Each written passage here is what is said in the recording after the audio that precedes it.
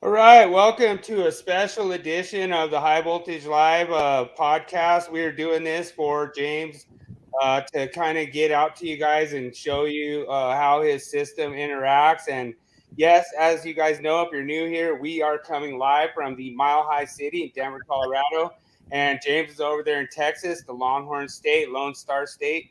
And like I say, we are really proud of what we built for you guys, and we want to just make sure that when you go in there to get all this sweet learning, that you're able to understand. Looks like we have some early guys already jumping on the stream. Welcome in. I believe this is one of my good friends over there in Chicagoland. So really awesome to have you guys join in this stream and just check us out and stuff. So James is going to walk you through his Volt online learning platform, kind of show you what it's all about. There's been a lot of other different educators out there that have been kind of pushing their weight around and acting like theirs is better and da da da da da. Well, we're here tonight to show you that his is hands down the best online interactive. You're not going to get anything better than James Stallcup. And we're not going to put a timeline on how fast you have to, get in or how much you have to pay or anything. Like we want you to try to, get in with that free learning as much as possible, because there's a lot that James offers on his free side of things, especially with the NEC deathmatch. Yeah, Really love it. yeah, we have the NEC death match. We also have another free course on there just for layout of the National Electrical Code. A lot of people have taken that course, and I've got so much positive feedback on it. And Nice. I've noticed through a lot of the groups and stuff, there's people posting who has the best, blah blah blah, and I see all these names come up, but I never see anything about Volt. And I always tell them, well, hey, won't you post their best, and I'll post a rebuttal to it. And nobody ever posts anything. And then I started getting a lot of message from people. What's on this system again? How they just don't fully understand everything that's involved with it. And I figured, well, let's just go ahead and do one on a Sunday, and I'll show everybody everything you can do. And Well, it's and the one pretty thing incredible. is that we want to reach out to a lot of our members. We're really thankful. I mean, I think we're getting ready to hit 14K Yeah, on NEC for Dummies. And the thing is, we created that Facebook group as a learning environment. No, nothing is stupid on there. Like, no question is stupid. Like, I get so mad at some of these educators who come on there and sit there. Oh, I posted on TikTok and everybody made fun of me. Well, good, because you posted a code violation. yeah, And the whole thing is like, if you think that's not a code violation, you know who you are, then whatever. I don't sure, care. You want to be an educator and you want to post code violations? Cool. We'll get ready to get called out. I sure. mean, I do it all the time myself. I'm not above anybody else. Well, Like, cool. I'll tell you, looking at all of this, and one thing I'm always trying to do with it, it doesn't matter any educator, you're always looking to improve. Absolutely. And what I decided in this cycle for the 2023, I put a little slide presentation here before I get in showing you the butts and notes of the system. But for 2023, we're going to be updating the illustrations and tables. Okay. And some of y'all see me post this on the bottom right hand side. You see where it says upward. That's something new I've created. And what we're going to be doing for that particular one right there is we're going to have for beginners, intermediate, and advanced. And I'm going to set them up in a format for somebody that's starting out new or somebody already has a good general knowledge. And if somebody has a really good knowledge, you get into the next steps, and there will be courses based on this. So we had a Okay. question come in there, James. It's on the screen for you. And you are state certified with most states, from what I've known. I don't Well, know.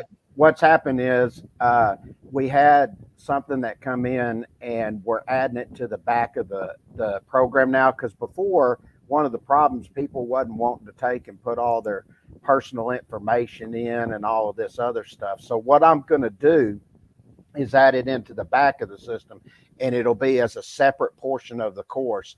That way, none of that information goes onto the site, so people don't have to worry about it. So I've had to redo that, and I've called the states. They're in the resubmittal right now because we're redoing that, and they said it shouldn't take too long. So due to COVID and all of this that's happened for the last year, 2 years, we've had trouble with a couple of things. So I've made those changes now. Everything's about to, I would say here pretty soon, you're going to see state after state rolling in. And yeah, and just for anybody out there, I actually took James's 2020 update or a code update for Colorado, and I don't want to. I don't want to kind of bring this out in the open, but I think he still owed me a few code changes because I think he boasted like 240 code changes. I don't think I only got like 220.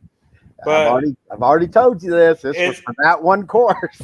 it was really awesome though. I really appreciate it. I learned a lot, and it was really awesome. So I'm not dissing on you, sir. I know. One of the things, and see, we had another company at the time. There was some. I'm not going to get into it all, but now everything you see that's going on right now that is now called Boat Online Academy, I own everything. So everything that's going real good right now and everything, I have control of everything. So one of the things I like about that is somebody comes to me and they want something new interactive, new features or something. If I can do it, then they come to me and I can work through this with them. Yeah, and somebody said the stuff's moving real slow at the state level right now. So I will agree. Now, let me show you what we did here. Now, these are going to be some of the new illustrations. I just grabbed 2 of them real quick because I didn't have time to put a whole bunch of them in here. But all of our new illustrations are all going to be color coded, and you'll notice like our tester here, it'll be colored showing the leads and how you would go about testing and stuff like that. But the way I'm going to set this up, and I'll show you in the next illustration, and I like this setup a little better. This is one that we did last week that Dad was doing backfed transformers. Right. And this is the type of stuff we're going to be doing, showing the color coding of the wires, grounding the transformer. And like this, since it was backfed, Dad was explaining that XO's not to be grounded. So you'll notice we show that there and show it's not to be grounded. And then we'll, at the very top of each one of these illustrations, we'll tell you what we're talking about. And then at the bottom of it, you'll see both of those in orange, you'll have the section. So, hey, so stupid question. Can you corner ground any transformer? Corner ground any transformer? Yeah. Yeah, pretty much. I don't know why. Okay. Why wouldn't you be able to? As long as the manufacturer allows it. Yeah. Okay. The only time you worry is when you get in here and you're dealing with like these backfeds here. Okay. You don't want to get in. You don't want to ground that XO. I got you. Okay. And if anybody that didn't see it last week, if you'll listen to Dad when he went through the backfed transformers, as a matter of fact, I think that was even brought up, and he said, well, sure you can, but you got to look at how the transformer is being used, and this was a good example of that, why you wouldn't want to take and corner ground it. Okay, gotcha. On that XO. All right. Gotcha. Now, one of the other things we do in this is you'll notice we put notes in here. Now, this is very important, and you don't see a lot of this in other illustrations and other publications out there. And what a lot of these notes, a lot of times, is additional information that we want you to pay very strict attention to, because it's something that is going to apply to what you need to do. So this was kind of one of my questions that one of our users is commenting in now, saying just the deltas are only ones that you can corner ground. I see what you're at. Okay, yeah, deltas are corner grounded, then you're center tapping on the wide. Yeah, I see what you're asking now. Yep. Okay. I was just saying, in my mind, I was thinking, do you not ground the transformer? It's like, no, you ground the transformer, but not. I just thought it was interesting the way that your dad was saying you could basically corner ground anything you want, as long as it's legit. Like one of our listeners said that it was a legit delta. Yeah. Then you could corner ground a delta. Yeah, what Dad was getting into, he was talking about how was the transformer set up, and based on the way the transformer is set up, you could corner ground. That's what he was talking about. Right. I agree. Okay. Okay, now watch this. These are going to be the new tables that are going to be coming out. And you'll notice what we done. We spent a lot of time on color code. And what was the color code going to look like in trying to tie it in with all the other illustrations. And you'll notice here, this has a very good, clean look to the table. It's easy to see what you're looking for. So we're going to do this in every one of our tables. Matter of fact, every table's been color coded already. That looks pretty good. Yeah. And then here's one that's a little more in depth, and this is where you're getting in. And these are two tables everybody notices, table 250.66 and table 310.16. And you'll see we're holding the same type of color code here. And I think the color coding that we're doing on these looks very, very, I think they look awesome myself. I have to agree. So that's going to be new for 2023. All right. Now, what we're going to look at next is I'm going to show everybody the system itself. Okay. And this is going to take a little bit of time. And what I'm going to do first is I'm going to show the learning management system when you come into it, what's there and everything, and what you're going to see coming. And then I'm going to get into the course design, and I'm going to show how to use the courses. But not only that, I'm going to show how you can take and just have a course. Say you're an apprenticeship or something, and you want to take and say, I want this one course. I'll say, okay, I'm going to get you this course, and I'm going to rename it. And then that course never goes for sale on the side. It's just for that instructor and all his students, and the only people that can interact in that course is them.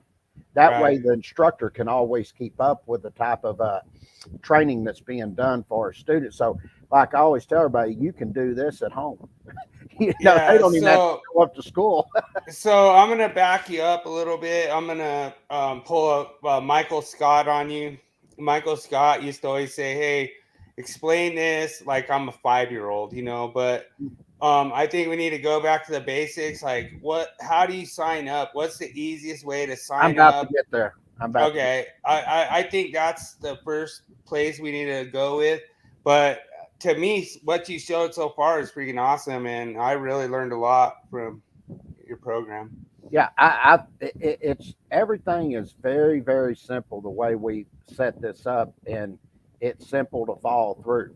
Now, let me go here. I've got to go over here to settings, and I need to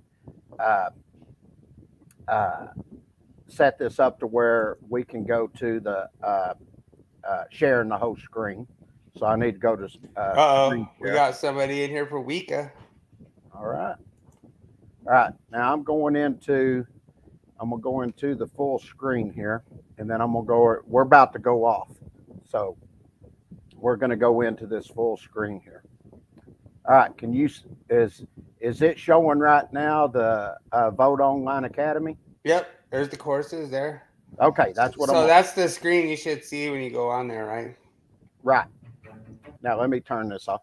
Now, when you come over here, we have a lot of just like videos in here that do a lot of explaining and things like that, what's in the courses and all that.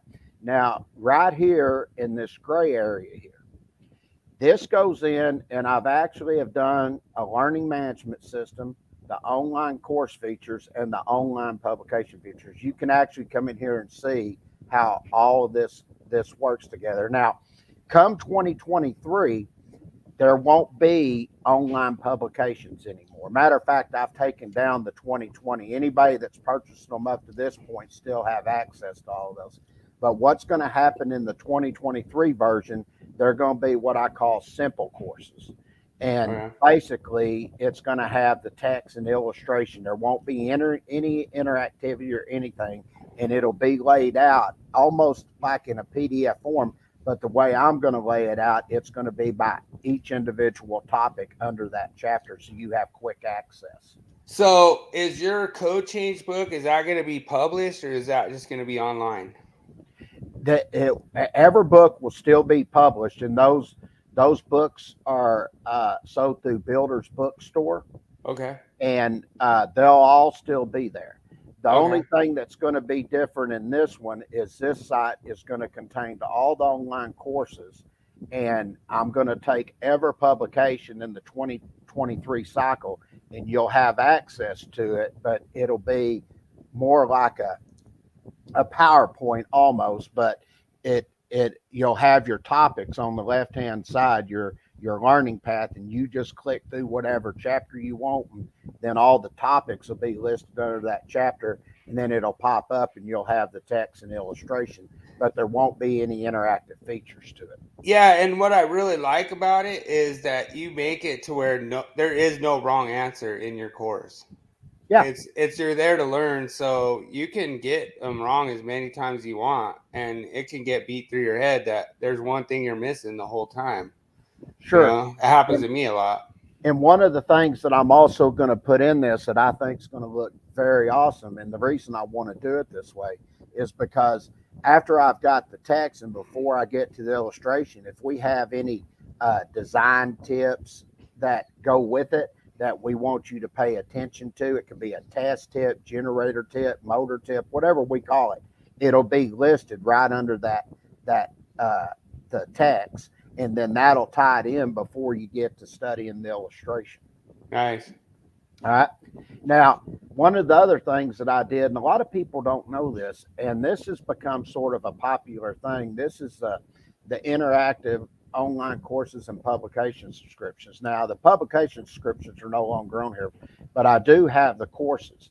And what I've done, let's say somebody is advanced and they're getting ready to take their journeyman course, but they need to know a few more things. They just want to get themselves prepped and ready for it.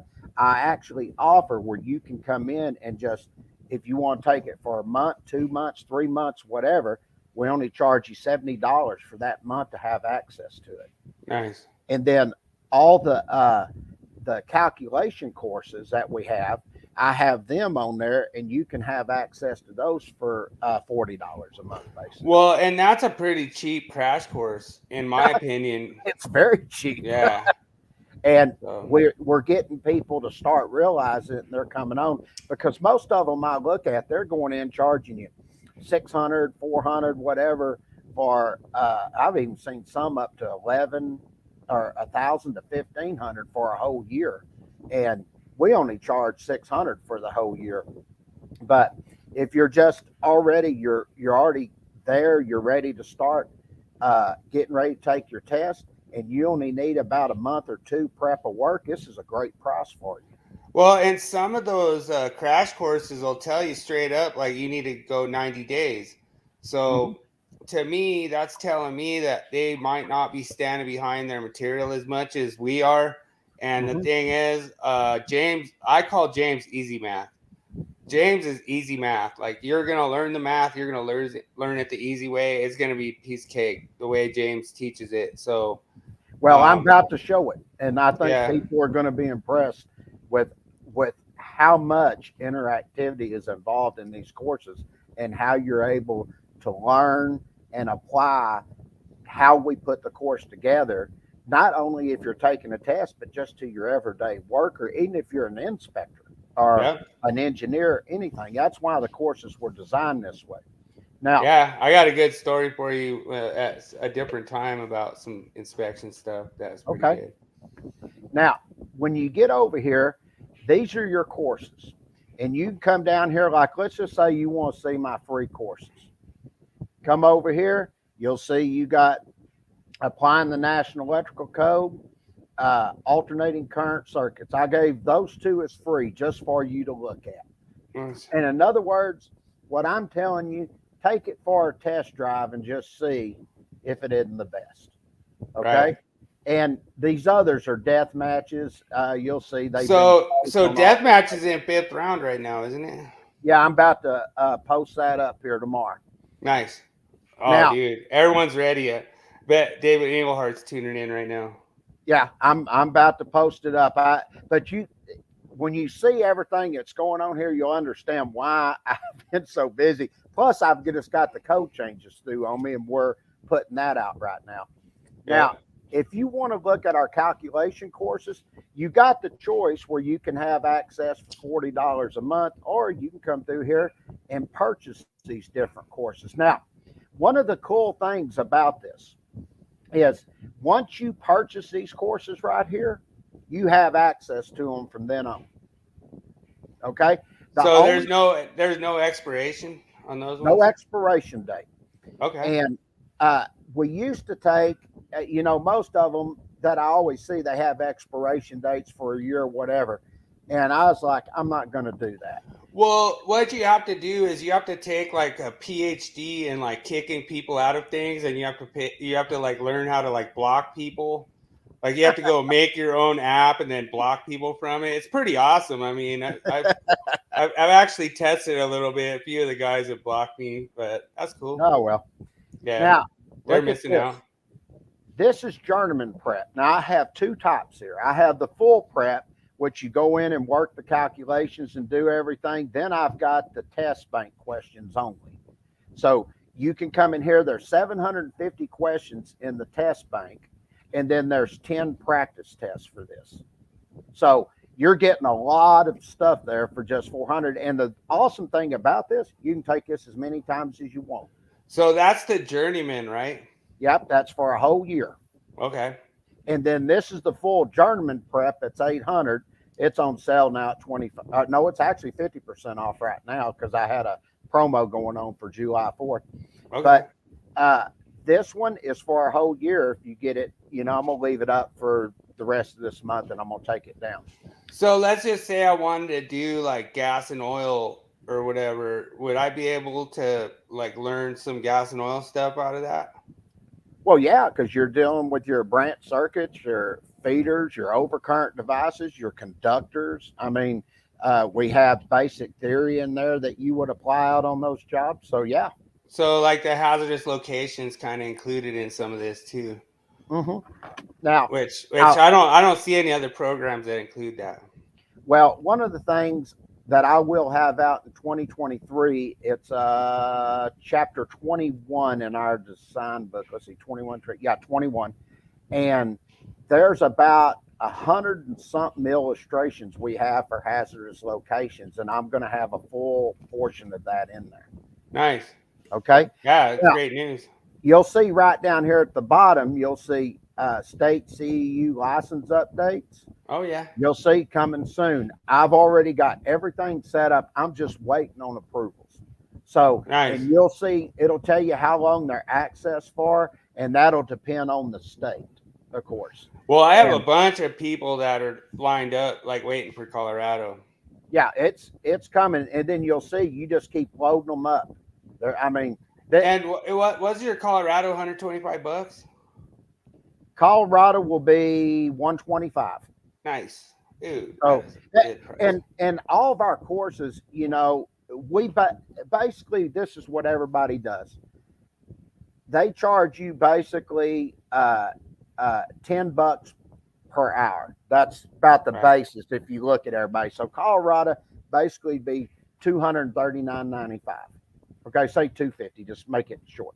Yeah. Now, if you take and you look at how everybody does that, and you look at ours, we do whatever the $10 comes up to. We just take half of that, which is $5 per hour, is what we charge. Nice.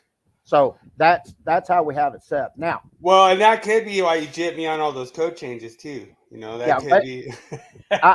I'm going to refresh this screen. I want you to see something here. Okay. Now, when this screen comes up, if it does it, we'll see if it does. It'll pop up, and come on, why are you going so slow? It should show. It didn't do it. Well, there's something that pops up on the front of this. Turn that down. I still didn't even charge you for that baseline that I threw down. But. No worries. Now, here's the login, and then here is the sign up. Okay. When the sign up comes in, what is about to happen here is, see where the state license number and employee number is? Yeah. That's coming off. Okay. Now, what I'll probably do is leave the employee number up, but I can tell you the state license number is coming off. And the reason that that's going to happen is because when all the courses have been redone, any information that is being asked for by the state will be put in a separate file that I've finally figured out how to build at the end of it. And that information is in that course only. It doesn't go on to the system. Well, and I do really like the option where you could sign in with Facebook, sign in with Twitter, sign in with LinkedIn. And to me, that's freaking awesome. I mean, because all you have to do is click on that. It'll sign you automatically in. All your credentials will all be confidential between that social media platform. And James doesn't have nothing. He doesn't care about your information. No, I don't care at all. Yeah, I know. Now, what is interesting here, you'll notice you come in, put what's your name, put your email address and your password, and then just sign on, start your journey, and start looking at what's there. Now, I'm just going to log in because I already have everything here. Now, once I log into this, you're such a cheater with save password. You save password, you cheater. No, I'm just kidding. Hey, I get on this thing all the time. It's a lifesaver. Now, dude, I can't wait. I can't wait till we can pull it up on the job site and stuff and start telling people different things. That's gonna be awesome. Oh yeah, it's gonna be so interactive, and this is one of the cool things. Now, you can come up here and check your courses and all that, but I'm just going to show you something here. Get that off there. I swear to God, you should have paid me for that baseline, man. It was pretty sick. Now, as you'll see right here, this is where I come in and everything is set up, and this is just NEC courses, and you'll see where it says continue. That means I already have that course. If I haven't enrolled in it yet and I want it, then you just click enroll and enroll. Now, let me show you what it looks like. Let's say I'm going to come in here and let's just say I want to look at calculation courses. Okay. And I want to look at calculating conductor ampacities. Now, when you come tens on a 50, got to do shout out for tens on a 50. Okay. Now, one of the cool things here is you'll see when you come over here, we have a full layout here showing you how everything looks and all that. I give you full descriptions of everything, and then just come down here and hit enroll. And then you can enroll into what you want. And then this will be where you can come in and put this 25% off coupon code in right here, and it'll automatically give you the 25% off. Okay? Yeah, and that could be where the code changes that, I get like, hey man, if you didn't get all the code changes, dude, the thing is, I want to tell all the listeners right now, James is on the code changes. Like, I mean, I think he's got like almost 100 right now. Oh no, and I'm about 150. Really? Oh, dude, see, I'm way behind the times. So now I don't want to hear no excuses this cycle that you can only give me like 220. But the thing was, I got enough code changes that I've taught every inspector in this whole entire land at least something, and it meant a lot to me that thank you. Yeah, we're teaching, we're educating. And what we've done, and I encourage everybody to go and look at other competitors and look and see if they even show you what they do with their website or their learning management system, their course design. We come in and tell you we got video content. This is the course player, how it's set up, the illustration content, all the stuff you can do. And then just for good measure, we put a good looking guy on there to tell you who. Hi. I was like, damn. I couldn't let that go. All right. No, one of the things that I think is funny about it is all the competitors to you they're back in 17 right now. Like they're trying to figure out how to get caught up because their code changes still aren't right for 2020. And now some of them are. There's some that are up on 2020. Yeah, I mean it's just they're way behind, and it could be a COVID lag, a COVID hangover thing, Sure. Now, let me show you something here. Now I'm going to look at the 2020 National Electrical Code, then we'll go to the prep over here. Okay. Now, when you come over here and you look at the National Electrical Code, the changes that were here, what the hell happened there? That went to applying. That shouldn't have done that. Let me go over here to courses. I don't know what happened there. That was Yeah, weird. and if you have any questions about the system or anything, you can always hit James up. He's always like he's answering questions all the time. Like I'm always calling him up, like, dude, what the hell, man? Kick me out or something. And then he's like, oh, you just freaking went on the wrong profile or whatever happened, you know. And so it's a easy fix most of the time. Yeah, sometimes I have to go in and look to see what happened, but usually I know. Oh, I know why it went to that, because I went to applying the National Electrical Code. I was like, wait a minute. Oh, dude, we got a good comment up in here. Thanks, bro. Awesome. This is not my show. This is James Stallcup's show, but appreciate you, bro. All right, now let's look at this exam prep. Well, first let me do the National Electrical Code changes online. Well, no, let me do this one first. I want to do the full prep because this has some pretty interesting stuff in here. I think people will be interested in. All right, now once it goes over here, you'll see it has continue. I'm just going to continue to the course.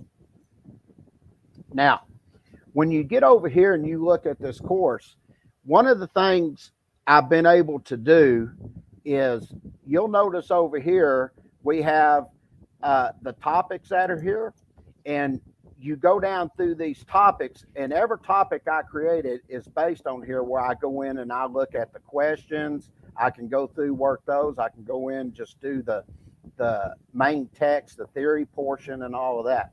Nice. Now, that is what's built in the system, and this portion right here is where you come down, and these are every one of the topics that are under each one of these. So if I wanted to come down here and say I was looking at designing, we'll just say calculating conductor ampacitance, you'll notice it'll turn over, and then you'll have every topic listed right here. And this is like a twofold here to keep them separate. So you can come right down through here and work everything.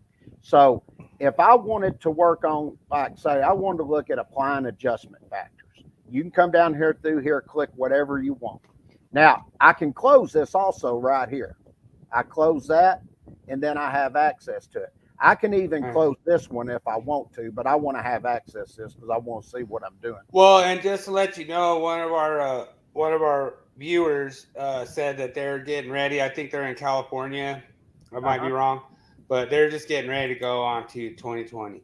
So okay, well, we got the 2020 here. Now, one of the things we do here is you'll see that we come in and we have the text with the sections here and everything, explaining everything before you get down here. Now, once you've read this text and everything you need to know here about applying these adjustment factors, then you're going to come down and you're going to go into the green tab, which is going to be the example problem. Now, in this example problem, we show you how to do everything step by step. We also give you the section, the tables, everything, so you can look at that. Now, what I like to point out here is when people are studying out of this is a point where you want to be using your code book and getting familiar with it and the tables and everything. Yeah, now, and I really like how you do the code loops in there.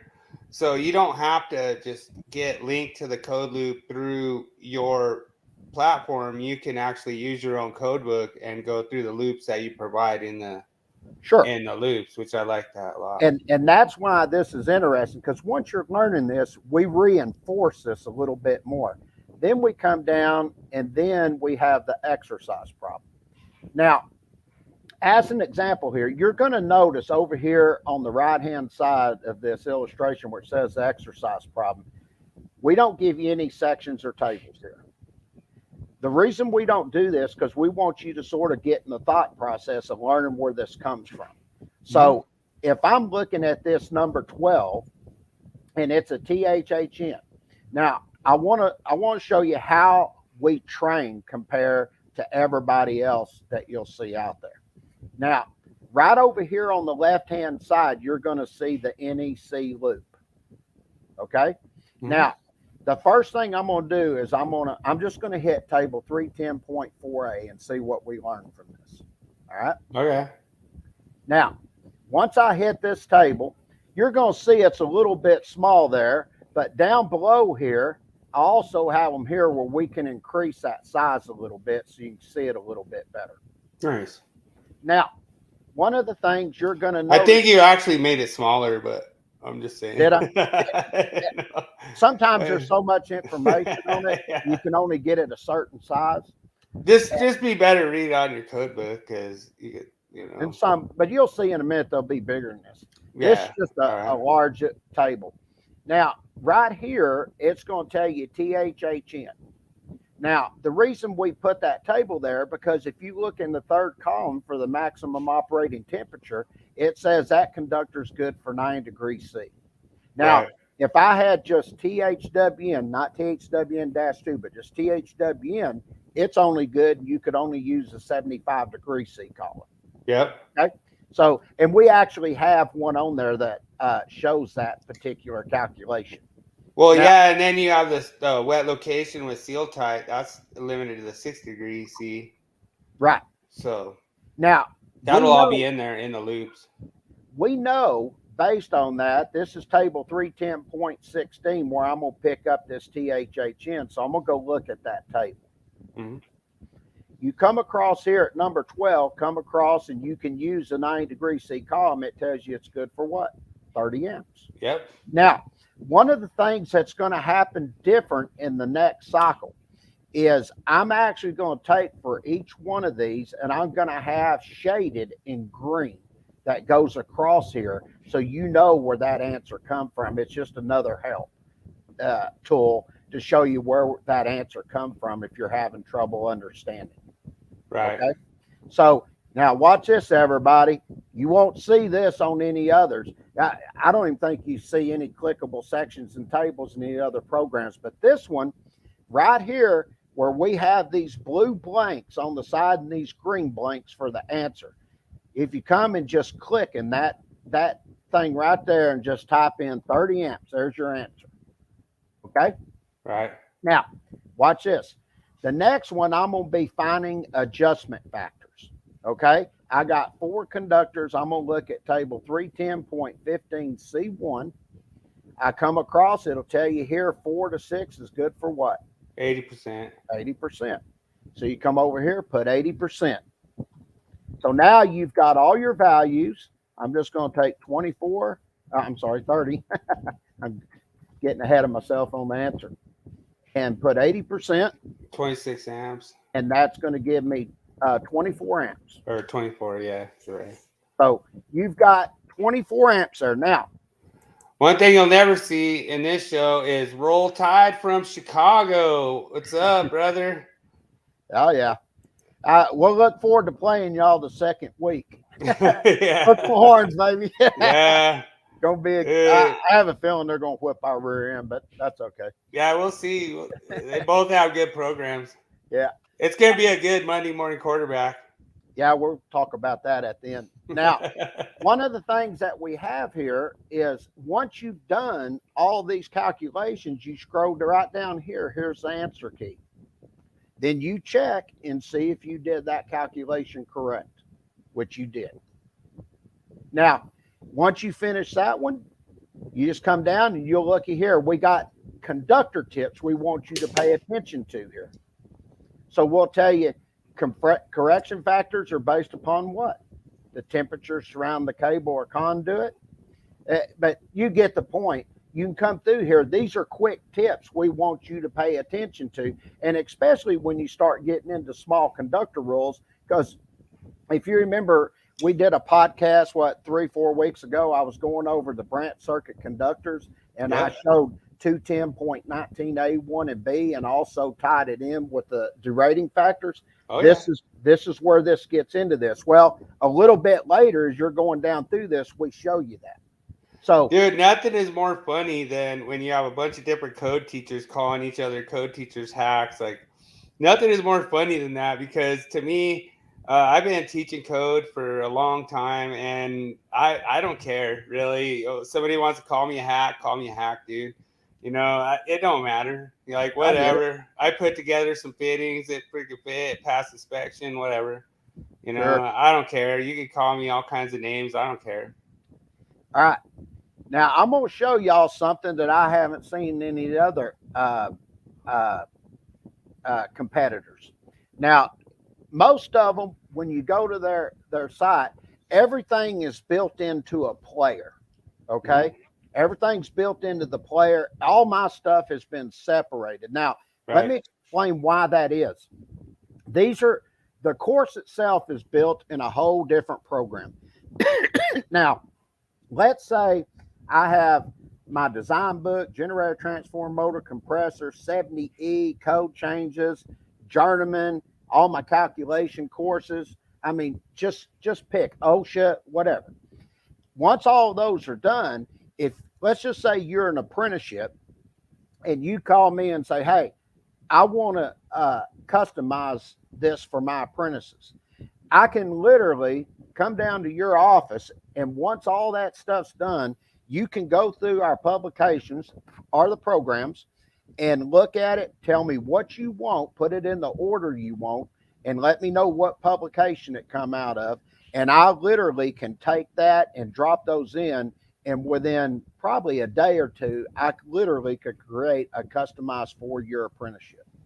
Well, and what I really like about how you incorporate 70E, 70B, and 70E, like some of the other guys out there, they're like, I am only 70E or I am only 70, and like, do not bother me with anything else. And that's the thing I like about you. And you do take, harassment phone calls from me when I'm like have 70E questions, which is pretty nice. But, the thing is, like, that's the thing what we're trying to produce for the industry so that everyone's on the same page. I'll give you an example. If you look at our code changes, up at the top of them, we have a table at the top, and it has NFPA 70E, 70B, NFPA 79, and OSHA subpart S and subpart K. Those are the main ones we deal with. And if there's any correlation that goes with that change, then you'll see it put in there to correlate with them other standards. Nice. It's sort of like if you look at your working clearances, for instance, and we had a change last time in the 2020 110.26 A4, I think it was. Yep. We had a change that took place there, and there was a direct correlation with 70E, and we literally had in the illustration and up in the table and showed the sections and provided a loop there that you need to look at to know and understand the difference between what working space is, what your limited approach boundary is, what your restricted approach boundary is, and what your arc flash boundary is. Awesome. And your shock hazard, right? Yeah, we go through all of that. Nice. And when you're dealing with a shock hazard, mainly you're dealing with your limited approach boundary. That's what keeps people around. Now, that limited approach boundary can be more than or less than the arc flash boundary, but it will always be that minimum distance for your barricade to protect people from shock protection. Nice. Okay. Yeah, and that's good info, man. Everyone here is just like hanging on a line, just loving this, man. Yeah. Now, watch it. We got a question come in. Got any fire stopping courses? I have some different links I could send you over there for fire stopping. I am a certified fire stopper, but I will send you some links if you need them. Yeah, send links if we don't have a course on that. Yeah. Okay. Now, one of the other things that's cool here, right here with learners are, you can take and click, and you can actually take and connect and communicate with other people that are taking this particular course.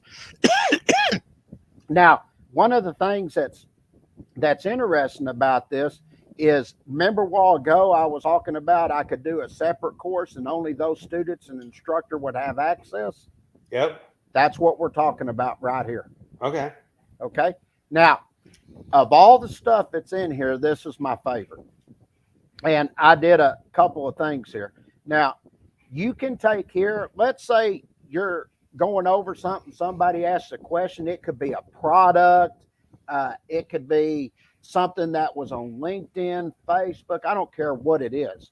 And there was something specific about that topic that was additional information. It could be the way the equipment was designed or something. It could be anything.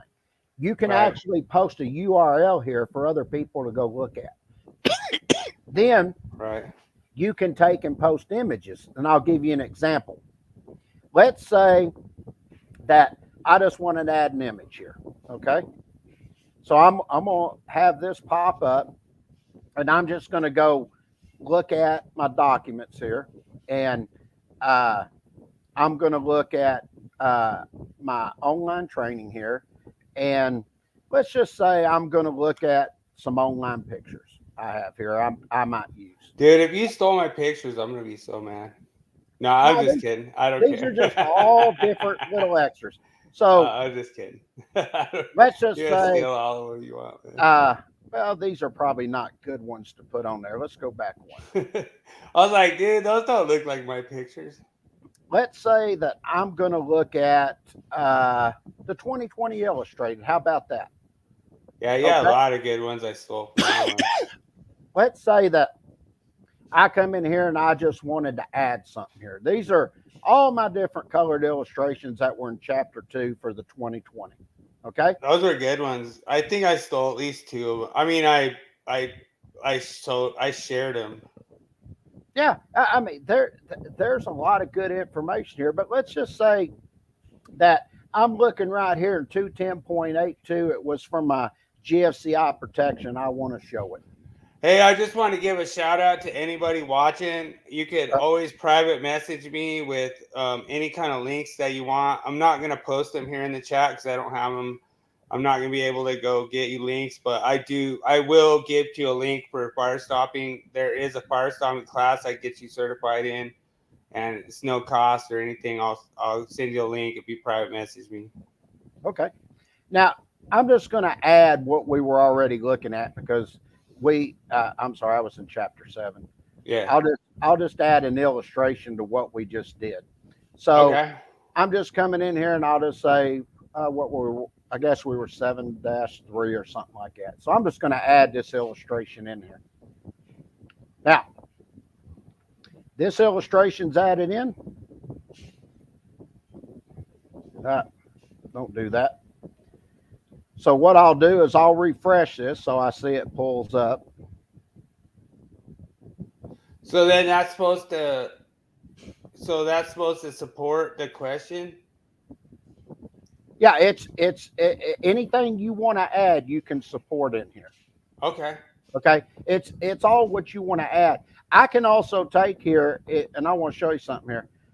Right here, I can add a poll, ask anything I want, and you can see I've already done one here. So I just ask a question here. And if you're an instructor, you can make up your own questions, whatever. It could just be people that are in the group that want to ask questions. Matter of fact, I'll show you something. This little thing right here, this is just for this course. But I'll also have set up that when you go to the community, you can do this also in the community. And I'll show those boards and stuff in a second. But right here, you can ask these questions and keep track. So if you wanted to put like a little test together, just to sort of see how your students are doing, you can come in here and do that. And then if they want to make comments or anything about it, you can also have comments in here where you can converse back and forth. Dude, I want to tell you, I'm going to do this for a second. I want to tell you, I'm so happy that the viewers on NEC for Dummies actually picked the topic this week. We're doing EMT as equipment grounding conductor this week, picked by the viewers. So I thought that was awesome. I'm with that.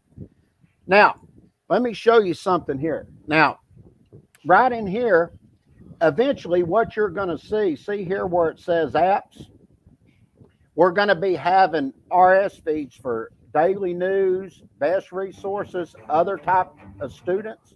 Dude, there goes my baseline again.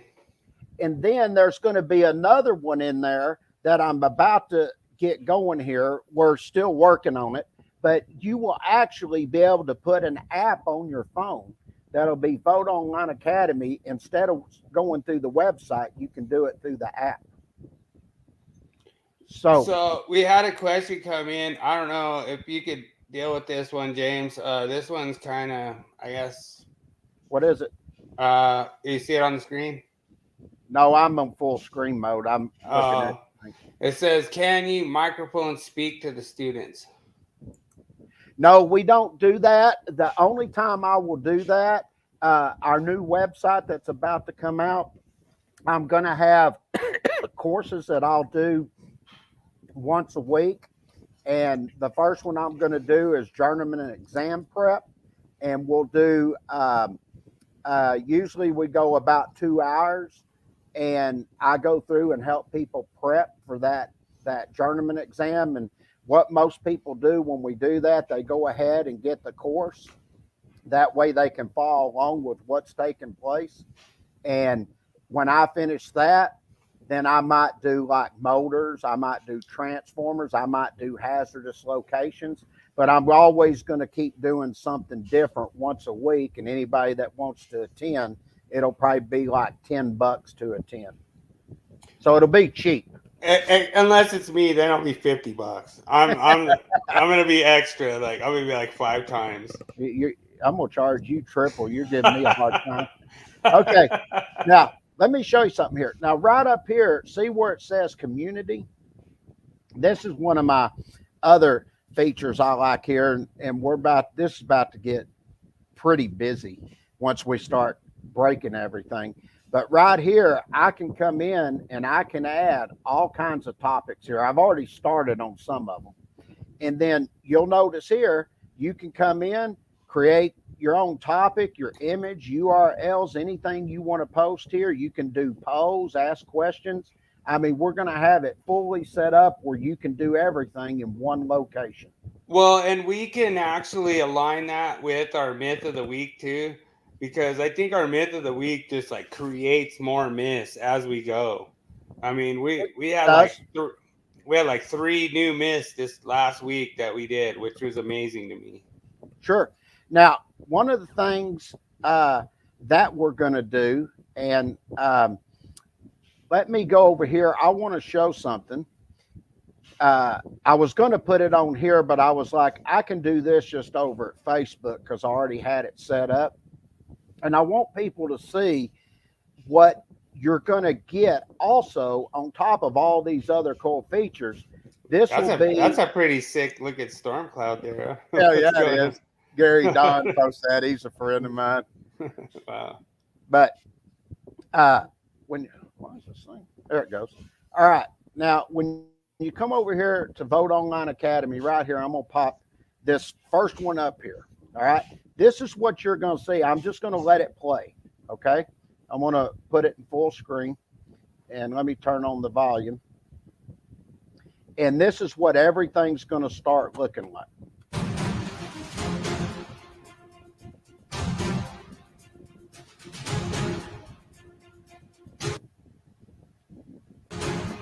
On 1 second, I'm going to start this back from the first. Now, when this comes out. No, that's pretty cool. I like that. Yeah. What this particular one is on code. Dude, nobody's talking about the class 4 circuits right now. I know, they're about to. Now, yeah. One of the things that's going to be interesting about this, as you go through this, we're going to show you what the new NEC tech says.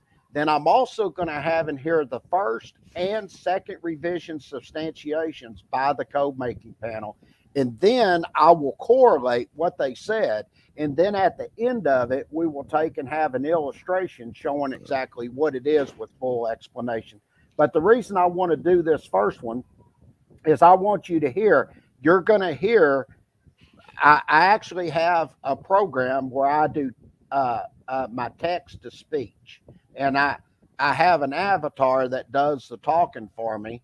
And nice. I'm able to write exactly what I want and how it has to go in. And there's a lot of features I have to do things in there because you got to put, like pauses and things like that. Otherwise, it's Dude, I'll tell you what. When I first saw your first avatar, I really enjoyed it.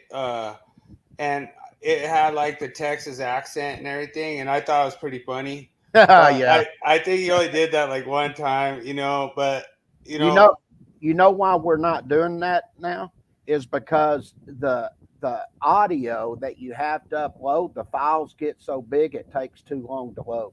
Okay. And that's why we had to find another way.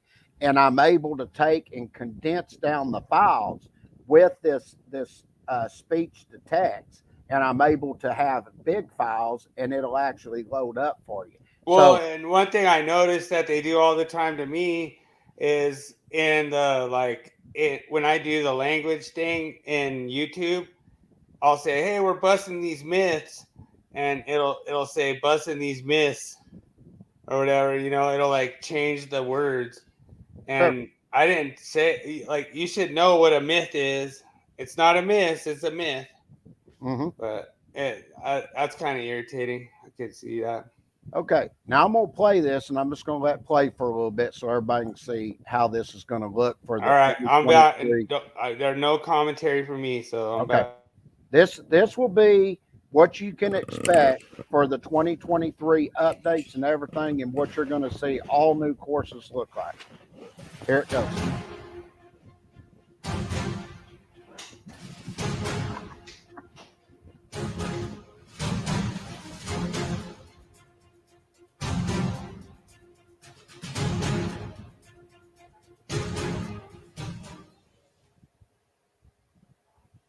The new 2023 NEC text for Class 4 circuit states that the portion of the wiring system between the load side of a Class 4 transmitter and the Class 4 receiver or Class 4 utilization equipment, as appropriate.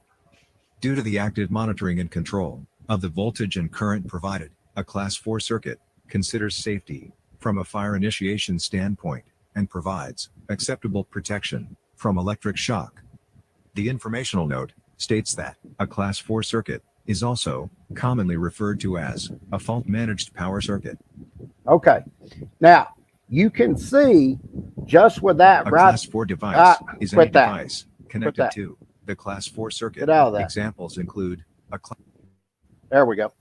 Now, when you look at that, all that text and everything will have in there, and it's like when you were looking at the journeyman course, you've got the text and you got the illustration, and then right below that, you'll have the video.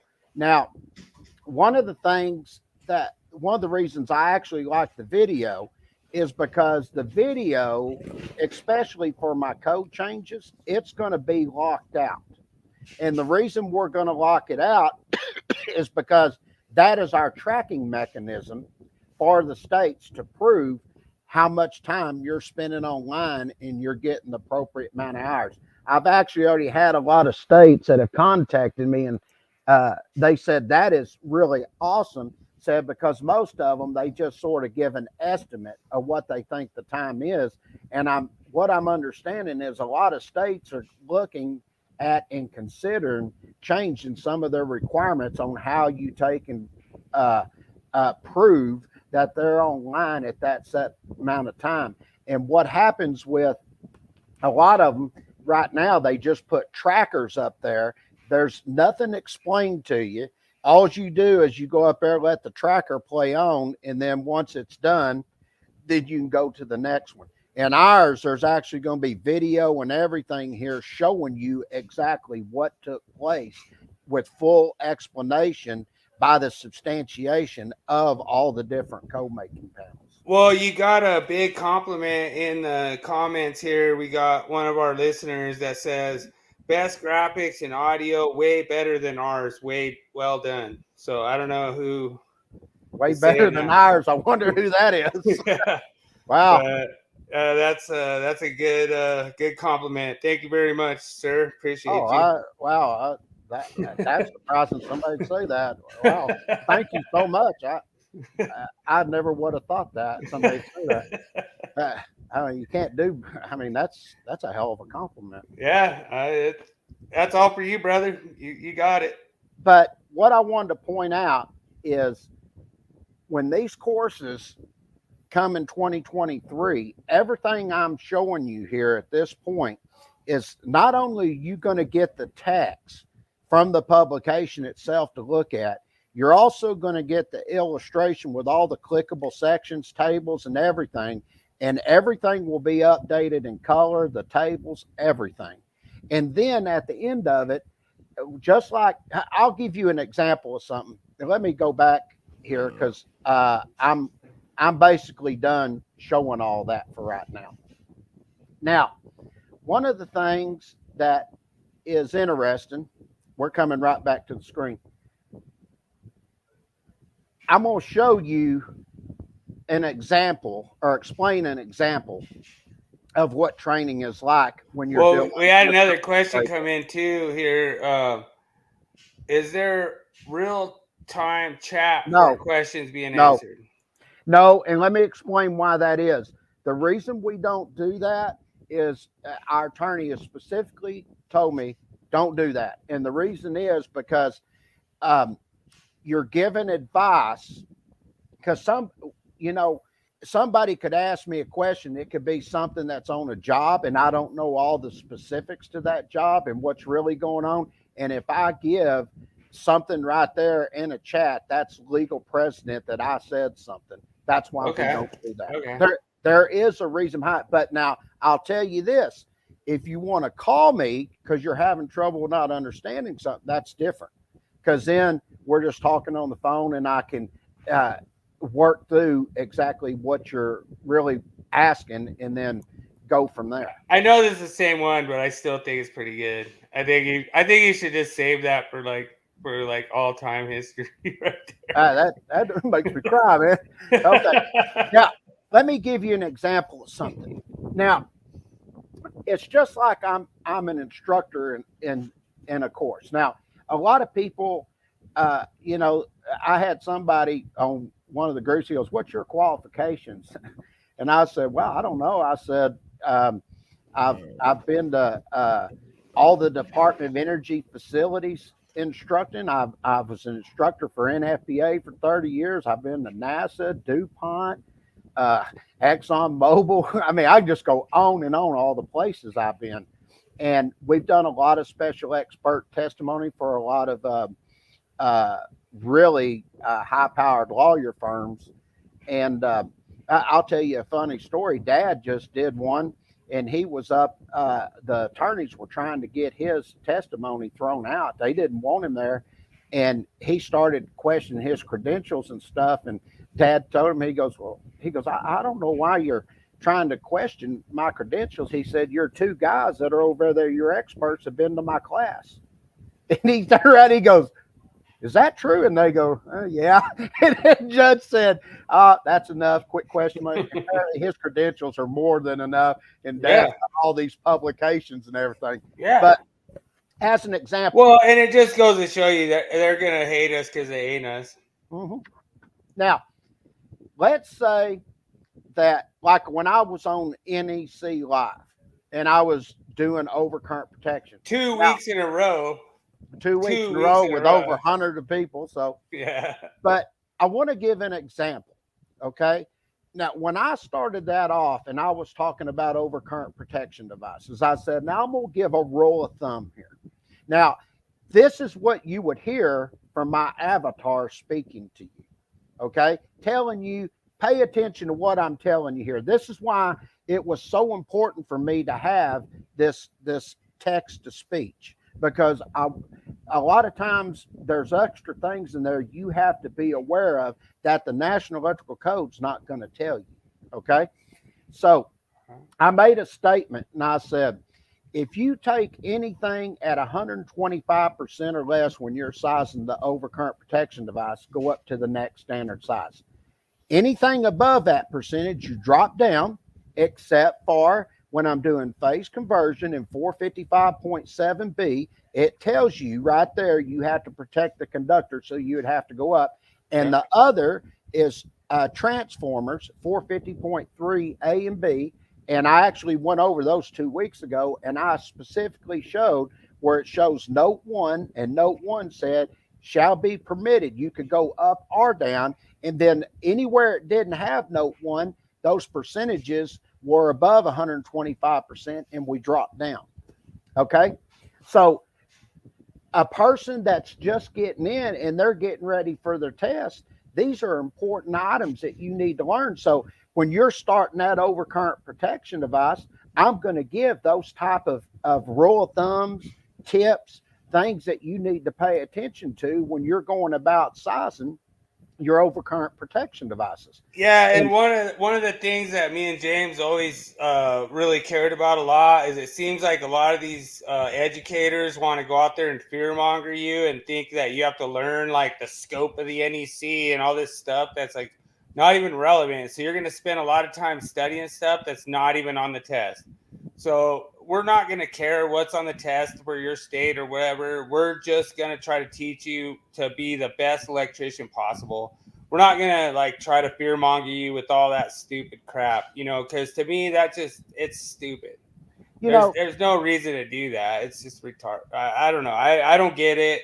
I don't get why you would have to say, oh, you might need to know the first sentence of the code book. Well, no, you don't. I mean, you're never going to use that. I'll tell you, and I give this course away for free. Anybody watching this video, I encourage you, just go get the course. It's free and see for yourself what you can do with the course. We have a course, Applying the National Electrical Code. Now, I always tell any new apprentices that come in, I tell them the first thing, you need to learn how the code's laid out. Anything else you learn, that's the most important thing to learn first. And that free course, we go through and explain each one of those chapters 1 through 9 and what they're used for. And if you pay attention and go through clicking the sections, we also have where it ties in with other articles of the code and other chapters to show you the correlation between them and why that one chapter is in that chapter, you know. And all right, so this is a good opportunity. One of our listeners said I use 90.1 as the electrician's creed. And that's fine, and that's good. You know, we're not going to knock that at all. The one thing that I want to say is that you have to interpret it correctly. When you go into Article 90, NEC Live is going to be doing Article 90 this week. So it's going to be a good chance to tune in and kind of look at some of their interpretations, some of the way they talk about that stuff. But that Article 90 is a big thing because if you're using, I don't know exactly your name over there, Facebook user, it just says Facebook user on my side. But if you're using 90.1 as your creed, then it's basically not going to be convenient. It's not going to be efficient. And so there's really not very many ways that you could get failed on inspection for what we would call like a 110.12 violation for what they call neat and workmanlike manners. There's a lot of things that are just opinions in the code, and there's not really any ways to be failed for those opinions. Now, me and James always try to attack this, and we try to say, you know, we always try to bring this high standard to the electrical industry, and we're trying to bring that high standard through education and say, you know what, if you want to do it your way, that's fine. It's not a code violation, but we're not going to, you know, say that that's the way you should do it at all times. Yeah. You know, some days with WECA, that's the Western Electrical Contractors Association, right? Yeah. I've been to WECA before, and he said full disclosure. All right. You know, I've been to a lot of different shows and different training stuff and all of that, and I've always tried to when I go to these places is I get a lot of questions. John Harris. Okay. The book. Okay, John. And they're asking all kinds of stuff. And I just take my time going through everything, showing them what's there and how to lay it out. And, you know, that's one of the reasons I want to do this, because once I get everything done and all of that material's there. What you're able to do with it and the way I'm able to manipulate it at that point is it's going to be revolutionary, because you can have somebody that is doing a course, just a hypothetical. Let's just say they're going to they want to do a course, and I also say this: any association, any chapters, any of them that want to work with Vote Online Academy, we take and give 25% everything you sell. So if you wanted to do a course, and you could call me and say, we want to do a certain course and I want blah, blah, blah. Can you create this course for me? I'll say, yes, you have that course that's set there online. Your students can take this online anywhere that you have sign up, and you make 25% for doing that course. But it's all tracked through our system. Now, I'll tell you, I haven't seen that with any other online training platforms. And, you know, there was a guy, I'm not going to say his name, but he always says, if you want to know who knows what they're doing, check your source. And what I always tell everybody, feel free to ask me anything. I don't care what it is. And I will show you exactly every step and thing we can do. And, you know, our goal through all of this that I want to be able to do before it's all said and done is, in the next 10 years, I want this to be the #1 electrical online training platform ever created. And all right, so if you guys want to check your source, I'm Willie Snyder. I run Nat King Code. I've been doing Nat King Code for about 4 years now. I bust my tail trying to make stuff that people enjoy. I try to post stuff that's relevant to the electrical community. I don't care what you think about me. If you think I post code violations all the time, that's fine. Most of the time, people will say I post code violations, but they won't actually reference what the code violations are. A lot of these dudes are scared. They're scared to come out and actually admit that they don't know what they think they know. And a lot of these dudes are coming out there acting like they're big, tough guys and they're educators and stuff. And that's cool, whatever. But you're not going to come on social media and, you know, call people idiots, call people morons, and then be wrong. And especially if you're an educator, we're going to call you out. So sure, that's where I'm at with it. Well, we know what type of instructor he is now. That's awesome. Yeah. You know, and I'll give you an example of something. Sounds like a really smart guy. Yeah, he is. You know, in the last cycle in 2020, I'm just going to give you an example of something here. Our code change book was the only one. Everybody else said at the AC unit that there was an outlet. And we're the only one said, no, there is no outlet. Our illustration didn't show it. And the reason we did not show it is for one reason only, is because we didn't believe there was an outlet. And now there's stuff that's coming out, finding out. And I have a feeling come 2026, there's going to be a lot of proposals submitted on some of the definitions to clean up exactly, to explain that out there at that AC unit's what I said it was. It's a termination. It's not an outlet. And I think some of that is going to take place in the 2026. And if you look right now, the 2023 is coming out, and they wrote a TIA explaining in 2020 what needed GFCI protection for an AC unit. In the 2023, they didn't even reference it. And yeah, I mean, that's unbelievable. It's going to be interesting because now if it's going to be compliant with their new UL standard, it's going to have to get pushed to 2026. And they don't even, there's nothing even really says specifically in Code Making Panel 7 that says an AC unit is an outdoor outlet. So like guys I was talking with were like, dude, what's our interpretation? I was like, this is your interpretation right here. If it says right here, it's referenced, it's an outdoor outlet. If it's not, then it's not. That's right. right. So that's why the code making panels need to work together.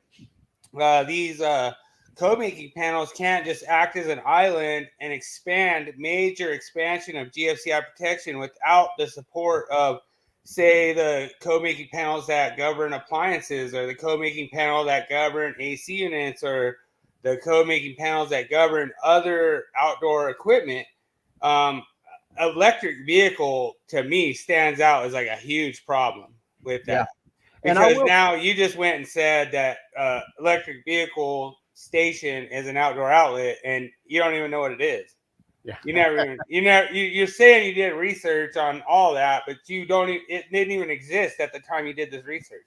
That's correct. And I will say this: anybody that's watching the podcast or anything, if there's something that you want to see us providing our courses that's interactive that we ain't already providing, let us know about it. Because I will tell you, I have taken the last 10 years, and all I did, other than, of course, my electrical and all that I do, is I literally taught myself how to do online course design, all the different software that's involved with it. And I taught myself how to find and build certain, I had to write some codes and stuff. I taught myself how to write JavaScript, but how to take and also combine with the learning management system where you can do all the stuff I'm showing you. So if there's something you're wanting to see, all you have to do is just let me know, and I will try to see if I can do it, because I've learned a lot about computers and back-end softwares for the last 10 years. Or I'm kind of like an amateur recording artist. So like if you want to get like an apology over to James, just let me know. I could doctor it up for you. I could make it like, I could put the right song in there for you, make sure it just like sounds official and everything, so, that kind of stuff I'm pretty good at. I could throw the songs in there and everything. And I think we have an announcement for our new page, the Monday Morning Coach. And this was my idea. I think I have a song that I recorded that's going to be for our Monday Morning Coach. I think you're going to like it. I recorded it tonight. All right. I'll send it over. But, the thing is, I think it's a good idea. And I think it's cool to get people involved. William Curse is the first dude that we have on the hot seat. So we'll be taking volunteers to go on the hot seat. William Curse is going on the hot seat with Georgia and Jacksonville. So he's the first dude on the hot seat for our Monday Morning Coach. And so it's kind of cool. We're going to throw him on the hot seat. We're going to ask him questions about his teams, what they could have did better, why they won, why they lost, whatever it is. And we're going to be on the hot seat for both our teams. I'm taking the Broncos, and I'm taking Notre Dame, and then James is taking the Texas teams. So and America's team. Don't forget America's team.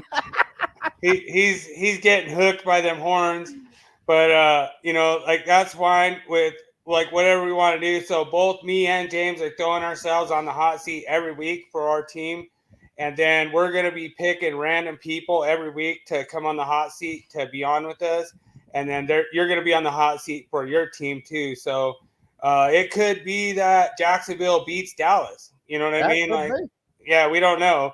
But what we're saying is that we're going to just pick random people for the hot seat. And then next up is William Curse. We're not doing preseason. It's going to start regular season.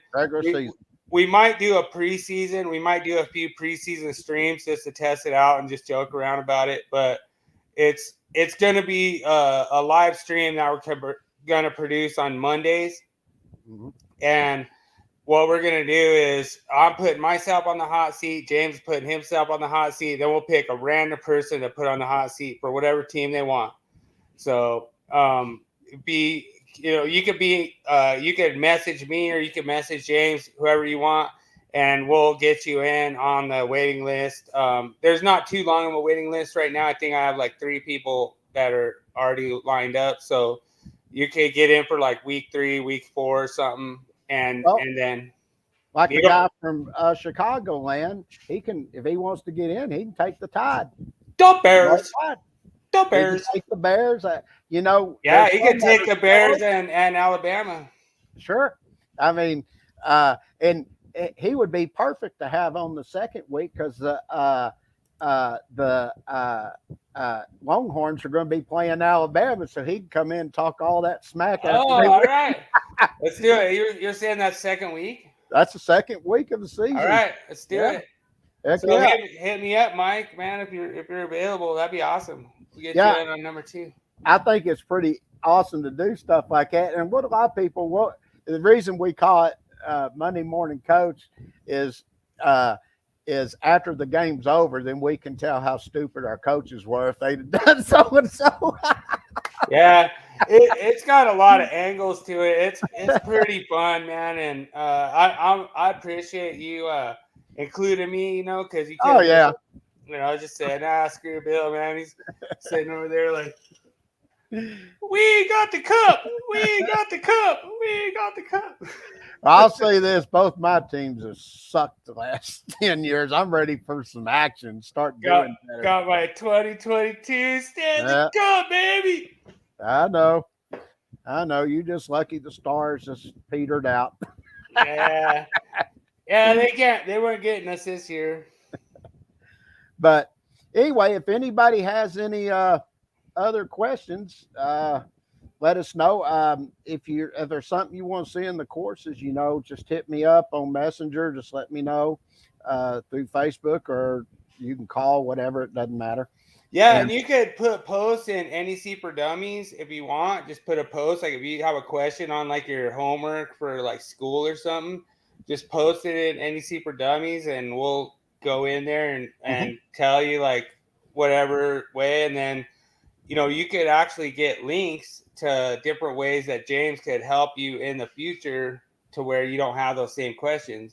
And to us, that's not a problem if you have those kind of questions. I will tell you, I've noticed on my LinkedIn, I've had a lot of executive directors and stuff been viewing my profile and stuff. And I think the reason they're seeing what I'm doing. And I think it's they're like, you know what? This might be good to use because he's really got it, he's got it in the process that it needs to be in. And, a lot of the stuff that I'm showing everybody and the concepts and everything, every one of those wasn't my ideas. That actually come from the industry. They said, can you do this? Can you do that? Can you do this? Like the one filling in the blanks and working the calculations. I was at a show, guy goes, man, that'd be awesome if you could do that online. And I was like, well, hell, let me see if I can do that. And it took me 2 years to figure out how to do it because I had to write some code in order for it to accept a value in there. And because most of them, you can type something in, but what happens is it's a field that you have to make. This one here, I already got the field, so I had to figure out how to do it on top of an illustration. That's the difference right there. Well, and it meant a lot to me. Like when I first met you, remember what I freaking said when I first met you? I'm not sure. I was like, we gotta do this NEC deathmatch, man. Can you do it? And you didn't even know me, and you're like, called me, and you're like, yeah, let's do it. And I was like, what? I was like totally tripped. I was like, dude, James Stockup's calling me. I was like, dude, let's do it, right? And it was so much fun. And the thing was that even though it took like a year to roll out really officially or whatever, it was still fun. We were setting it up and we were just having fun for the trade. You know what I mean? And like you said, you're like, dude, that's awesome. I was like, dude, 20 questions. Here's the percentages. Here's the laydown. Here's how we do it.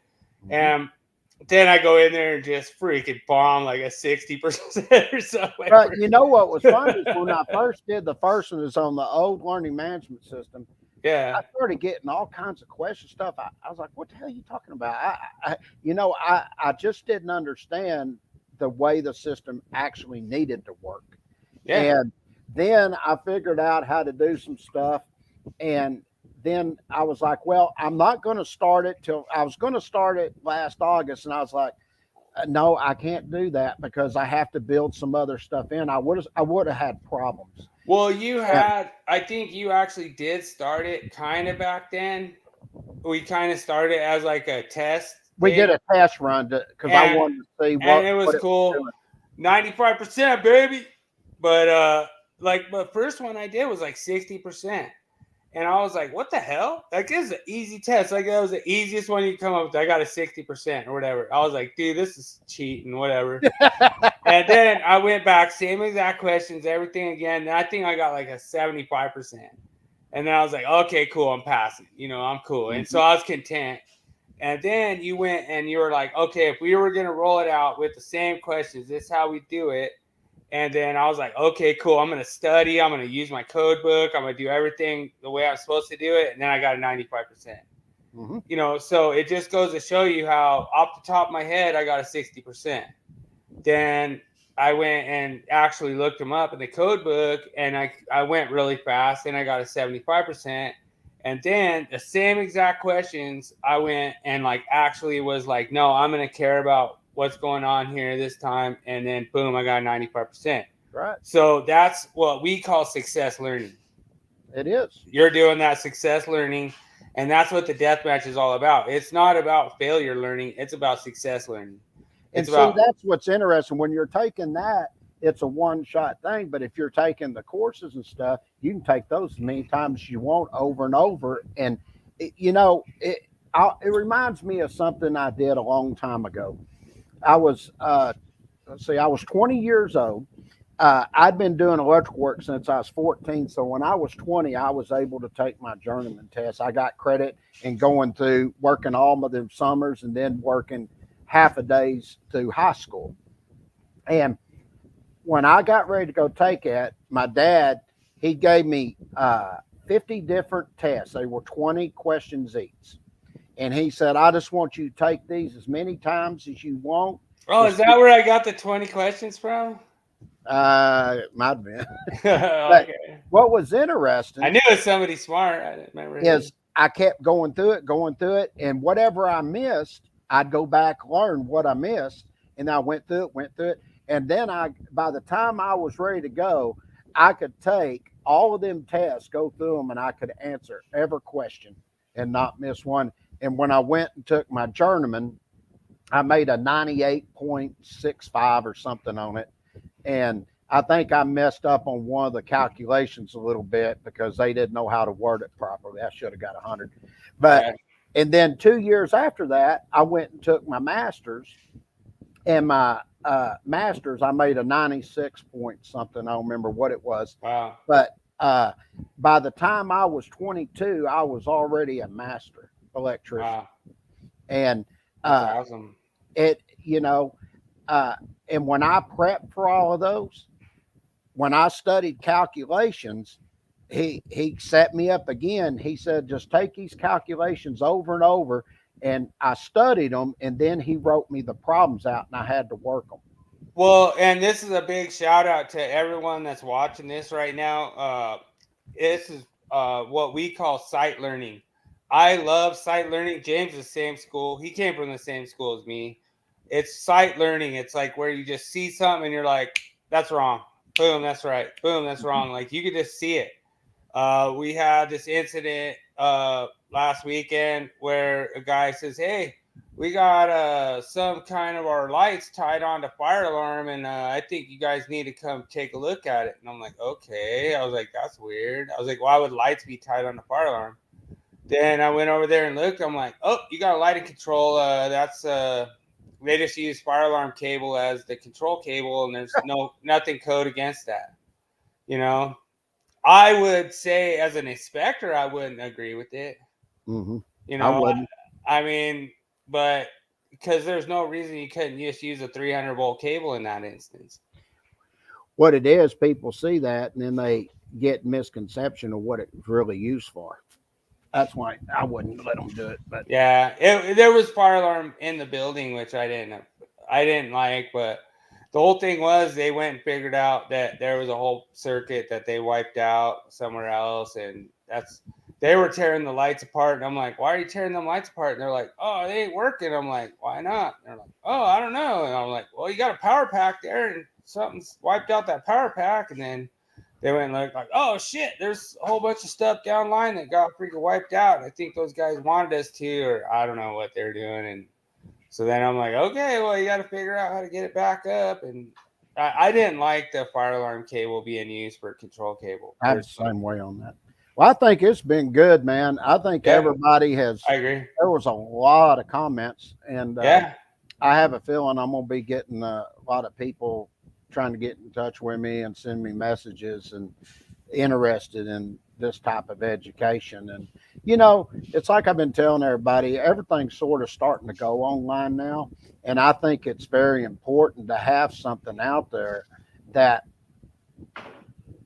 you actually have where it feels like there's an instructor that's in there teaching you. Because the way I'm going to write that text to speech, it's just like I'm in class teaching. Yeah, and it's nice to have like top people out there that are commenting, you know, and throwing comments out there that are I'll give you it's like when I used to say, like when I was teaching for NFPA. I'm just going to give everybody an example of something. And somebody asked me, let's just say I was going to size a motor. I'm going to size the overcurrent protection device, for instance. And let's just say it was a 50 horsepower, we'll say 460 volt, Design B squirrel cage motor, and we're sizing an inverse time circuit breaker. Okay.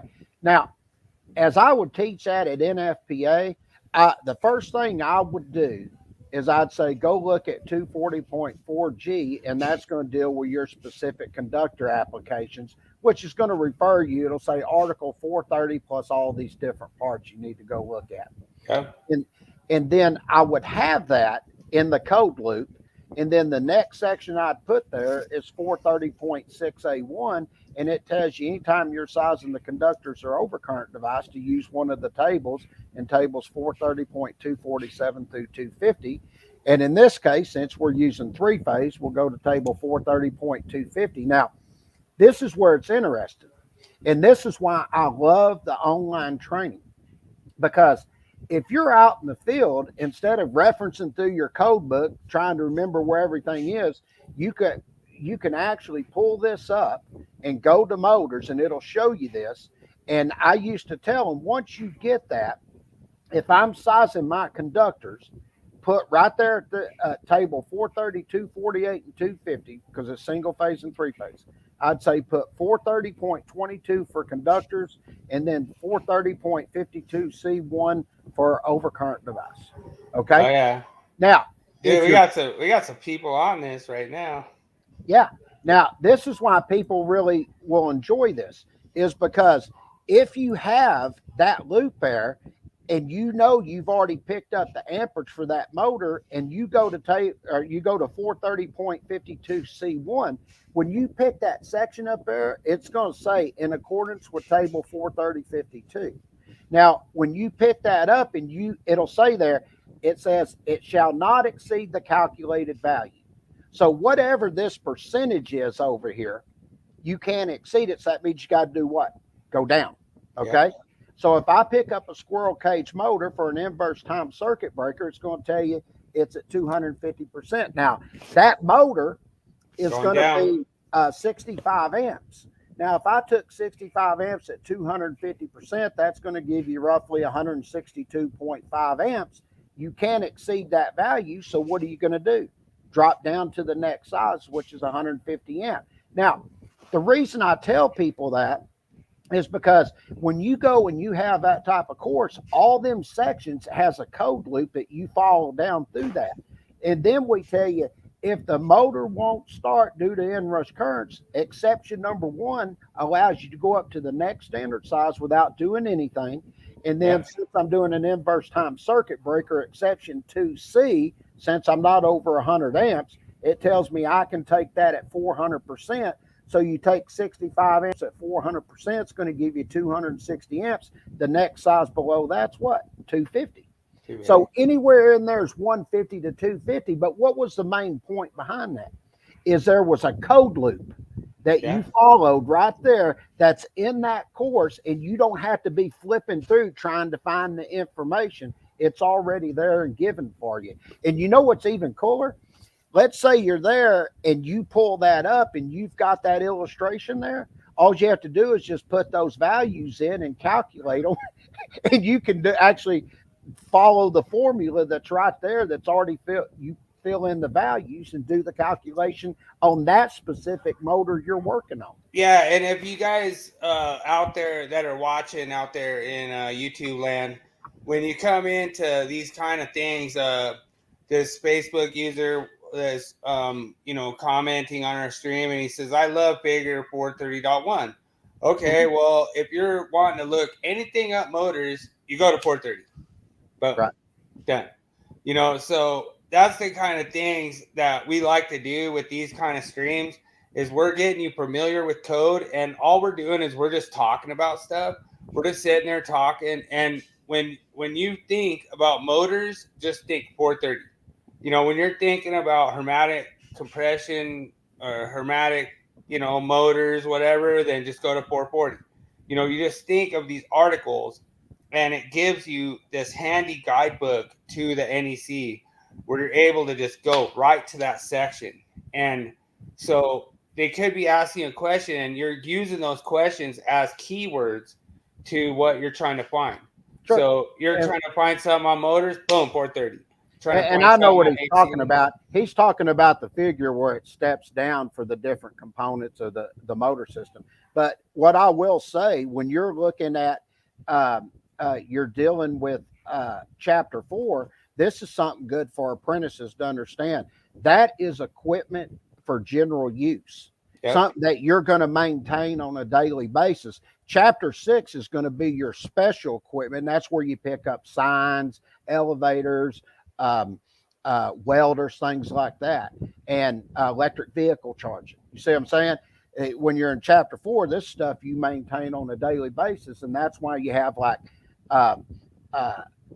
supply cords, fixture cords. You go in, you've got panel boards, you've got switches, receptacles, motors, transformers, compressors. You see how you get the deal? That's stuff that you use on a daily basis. And that's why I always tell apprentices, it's probably a good idea to go over and take that free course we give you on the layout of the National Electrical Code, because it explains that exact same thing. What's that saying you always use is chapter 1 through 4 apply generally, and then chapters 5 through 8 apply modify. They modify or supplement chapters 1 through 4. Okay, got you. What's this here? Do you have any courses for instructors? Actually, that's interesting. Yes, because all of our courses are designed for instructors, apprentices, engineers, inspectors. It doesn't matter who it is, and that's one reason I'm going to start the new one that's called Upward, and it'll be put into where you have like for basic learners that don't know anything, and then you get to intermediate, then you get to advanced. And the way our courses are going to be designed, it's good for anybody. It doesn't matter. It just depends what you want to learn. One of the big ones I'm going to put together this next cycle is going to be our grounding chapter. Well, there's about I think there's around 170 illustrations just in our grounding chapter. And that's going to be a full blown out thing. And every one of those are going to be colored, showing you how to do all your grounding connections and all that, even at the transformers. And that's something I haven't seen anybody do that in depth with all the illustrations. And then we're going to do the same thing for the hazardous classified locations. And then we'll do it for all your receptacles, switches, branch circuits, feeders, services. I just sat here and go on working clearances. Anything that you want to be able to do, we can set it up, and it'll be for whatever you're doing. Yeah, and what's awesome about that is that you can start at the ground level, which is like really basic. A lot of the guys, I think the reason this is really hard is a lot of the code guys out there, they just all start at the ground level. And I think it gets a little bit insulting when you get like, top guys that are like engineers or something, and they come in there and they're like, "Oh, why are you trying to start me at what is an outlet or whatever?" Mhm. And so it gets a little insulting. And so like we like to be able to be kind of flexible to start you. If you want to start at the ground level, that's fine. We have programs for that. But typically we're starting at like level above that. You know, we're typically starting about the fifth level. We're typically starting at like when you're already have your license and you're trying to learn more beyond Sure. that. And like for an instructor, you know, I'll give you an example. When I was on NEC Live, the example I gave a while ago about the rule of thumb about 125% or less or more than 125%, even the guys that work for NFPA didn't even know that.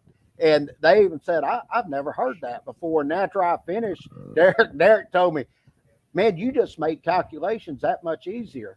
He said, that was a fantastic class. And, you know, every year I do I help out for BPI, which is a Building Professional Institute here, and we have all the inspectors come over.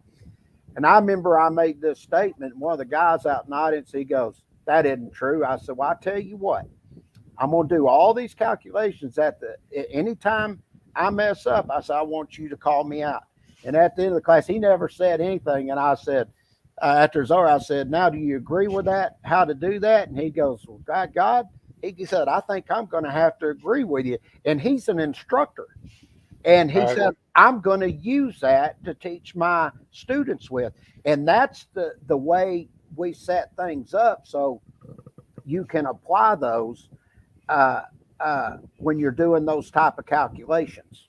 Yeah, absolutely. And one of the things too that I really like about is that there's always this guy that comes into NEC Live and just asks these like really awesome questions, you know. So and then shares it to NEC for Dummies. So it was pretty cool. And to me, it really meant a lot when they're like, "Oh, Willie Snyder has a question." Next thing you know, here comes everyone just like, ah! I'm like, what? What's everyone laughing for? It's a legitimate question. I'm gonna give him 2 thumbs up for this.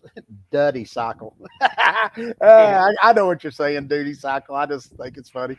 Yeah, you're right. I just want to put that there. That's correct. And matter of fact, we go and that's when you're looking at table 430.22E, and we actually go through and show you all that for the different duty cycles for that motor and everything. So we do a full calculation on that.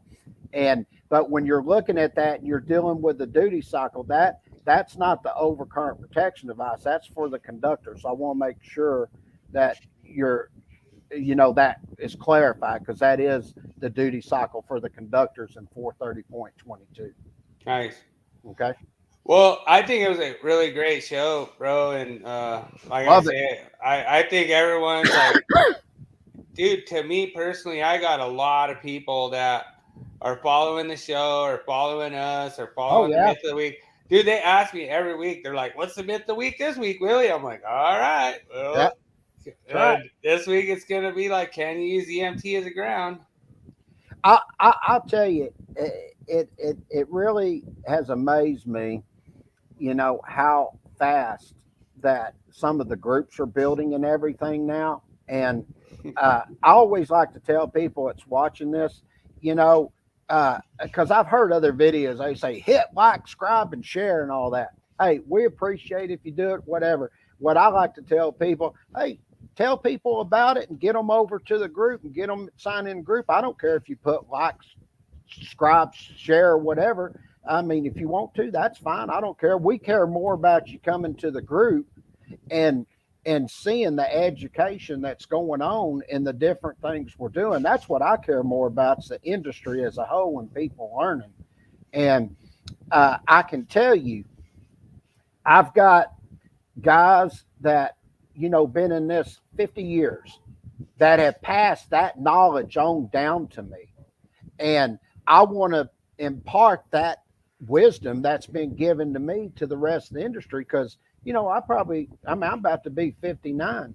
I mean, you're probably looking at 20 years tops. I mean, I got left in me, and I need, I want to pass that knowledge down. And yeah, dude, you're way pretty older than me, man. Dude, weak. Nah, man. I know I'm not Dude, old. boo. Like, don't Hey. be bringing that. Don't be bringing that old man syndrome over here, man. I'll tell you what. Last night I was at the pool hall. This lady was talking to me, and she actually said, she goes, "Oh, we should go out sometime." And I said, so I don't know if you can go out with me. I said, "I'm a little older than you." And she goes, "Well, you're not that much older." And I said, "Well, how old are you?" She goes, 40. And she goes, "How old are you?" I said, "Old enough to be your dad." She goes, "How old are you?" I said, 59. "Oh, you're lying." She goes, "You look like you're 40, 45." And I said, "Well, I'm telling you, I'm an old fart." I said, "But if you will go out, hey, I'm all for it." Dude, I feel like I'm old. My kid came to me one day. He's like, "Hey, what was it like in the 1900s?" And Yep. I was like, "What?" I was like, okay. I was like, that's weird.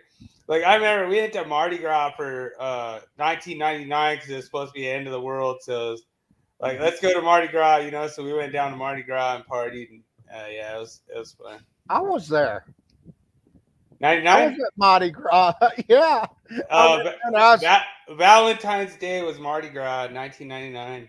Yeah, I was trying to think. I was who was I dating at the time? I was Selena Foray. I can't remember who I was dating at the time, but yeah, we went down there and some other friends, and we just went down there and just partied, had a good time. Dude, I got way better change from the freaking Stanley Cup Finals, bro. I'll tell you what, man. I'm 53, 40's my cutoff. I love it. You know, that's what I like best about doing the podcast and everything, because all the guys come on here, we have a good time, we cut up, we laugh, you know, and it just depends. Where do you live at? I'm in Fort Worth, brother. Yeah, I used to play. I used to do a 3-ball tournament over here, and it was really awesome because nobody ever heard about 3-ball. But we used to play 3-ball. You ever played 3-ball? Yep, I just learned it. I've been playing almost a year, and they started me out. I had to win 3 games, and I hardly ever won a game. And then they moved me up to 4 games I had to win. And last night, because I've been playing so good, now they've moved me up to 5 games. Nice. And so these guys that are, I just learned what Fargo score is and all of that. They're shooting, almost 600 or above 600, and there's a couple there that are riding 700. And I'll tell you what, the best thing I can say about playing them, you better know how to play safety. All right, so we gotta let our new viewer know what they missed in the podcast. You missed the best online training there is in history ever. Right. The Volt Online Academy. All you have to do is go to Volt Online Academy. It'll direct you right in there. And well, just go to right there on behind me here. It says learn /VoltOnlineAcademy.com. That takes you right to the learning management system, and boom, you're ready to get in there and start taking some free courses, checking it out, and then you can see what we've been talking about. But I would suggest watching this video a little ways through to get an idea, because there's a lot of features in these courses. And you'll be able to see all my sweet compositions of music that I'm going to produce for the next episodes. So it's coming up. He put on there, he says, "I'm a traveler." All right. He traveling around. He gets to meet all kinds of girls. All there right. You go. No worries. All right. Well, man. we're getting close on closing in on 2. Yeah, that's a good night. Everybody, I hope y'all had a good weekend. We'll see y'all Thursday, and we'll kick off again with High Voltage Live. I'm not sure we've decided completely yet what we're going to do, but I'll post it out probably Wednesday and let everybody know what we're going to cover. I think we're going to do Raceway within a Raceway for the Myth. No, we're doing EMT as equipment ground. Oh, that'd be good. And yeah, I think everybody watching this, y'all should tune into that, because I'll give some background information of a case that took place. And the only reason I know about it because my dad was a special expert that represented OSHA. And there was a big case, and I'll tell you what happened after that case was ruled on. Nice. Well, and see, the viewers of NEC for Dummies, they voted on it, and that's what we're doing. You know, a lot of the people, like, they kind of questioned it. They want to do Raceway No Raceway. We'll do Raceway No Raceway next week. Okay. You know, so no whatever big deal. wins out, that's why we post them up there. Let y'all decide. That's just the way we do things. Dude, I had a pretty good blast. I've had a blast for like a whole month straight, man. It's been so much fun. It is, and I appreciate everybody. And then when you actually have like top code people that's like, you can't preach that, you can't say that. Like, to me, it just cracks me up. I'm like, really? Oh, okay, all right. All right. That's your opinion. Say, why can't I say yeah. that? You tell me I'm not allowed to have an opinion. I don't say anything about their podcast or anything. I've sat there and got called morons by these people. Like, they call me nitwit and da whatever. I don't care. I'm like, oh, that just makes my podcast even better. Sure. Well, I think that's great and everything. So let's take it away, and everybody, we'll see y'all Thursday. And if you have any questions, just message me, let me know, and I'll get back with you. Subscribe and ring the bell to Bolt Online Academy, and you will never miss another. On the YouTube channel, yeah. Yep. Subscribe and ring the bell on the YouTube channel, and you'll never miss another live again. Yep, that's true.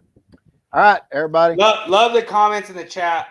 Oh, yeah. Lots of comments. Wow, there was a lot tonight. Yeah, there was. So we got a lot up in there. Got one more there. What'd they say? Good night, y'all. Good night, everybody. Yeah. Let's shut her down. We'll see y'all Thursday. Peace, fam.